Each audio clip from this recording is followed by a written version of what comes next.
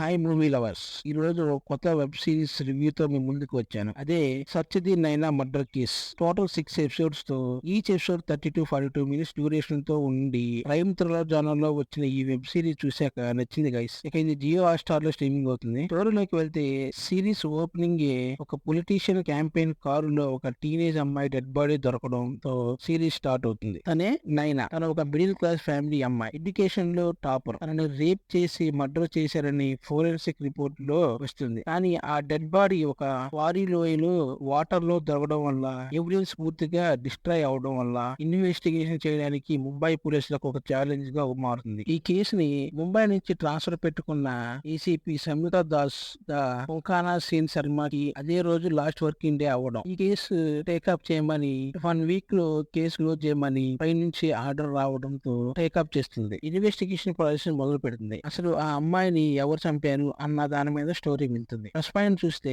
మూవీలో ఆ మర్డర్ చేసిన వాళ్ళను పట్టుకోవడానికి పోలీసులు చేసిన ఇన్వెస్టిగేషన్ ప్రాసెస్ చాలా బాగుంది. ఇంట్రెస్టింగ్ గా వెళ్లి ఆ ఇన్వెస్టిగేషన్ ప్రాసెస్ పోలీసులకు అంతకుడు దొరికాడు అనుకునే లోపు వాళ్లకు ఆ ఎవిడెన్స్ అనేవి వ్యతిరేకంగా ఉండటం, అంటే హంతకుడు వాళ్ళు అనుకున్న వ్యక్తి కాదు, అలా పోలీసులు ప్రతిసారి ఇలానే ఫెయిల్ అవుతూ ఉండటం, దొరికాడు అనుకునే లోపు మళ్ళీ కేసు మొదటికి రావడం, ఇలా టర్నింగ్ పాయింట్స్ బాగానే ఎంగేజింగ్ ని క్రియేట్ చేశాయి. కాలేజ్ స్టూడెంట్స్ ఇన్వెస్టిగేషన్ గానీ, ఆ కారు ఎవరిదన్న దాని గురించి గానీ, ఇలా ఎన్నో కారణాల్లో ఇన్వెస్టిగేషన్ చేసే ప్రాసెస్ చూసే ఆడియన్స్ కి మాత్రం ఒక క్యూరియాసిటీని పెంచుతుంది. ఆ హంతకుడు ఎవరు అన్నది బాగా సస్పెన్స్ మెయింటైన్ చేశారు. కొన్ని పొలిటికల్ డ్రామా కూడా మూవీకి ప్లస్ అనే చెప్పాలి. ఈ సిరీస్ లో అపోజిషన్ పొలిటికల్ లీడర్ పిఏగా శ్రద్ధా దాస్ కూడా ఉంది. ఈ పొలిటికల్ డ్రామా కూడా గ్రిపింగ్ గా వెళ్తుంది. ఇక స్క్రీన్ ప్లే కొంచెం స్లోగా ఉన్న ఇన్వెస్టిగేషన్ ప్రాసెస్ లో అది పెద్దగా ఇంపాక్ట్ అవ్వలేదు. ఇక సినిమాటోగ్రఫీ కూడా బాగుంది. ప్రొడక్షన్ వాల్యూస్ కూడా బాగున్నాయి. మ్యూజిక్ కూడా ఆ సీన్స్ ని బాగా ఎలివేట్ చేసేలా బాగానే డైరెక్ట్ చేశారు. మైనస్ పాయింట్ చూస్తే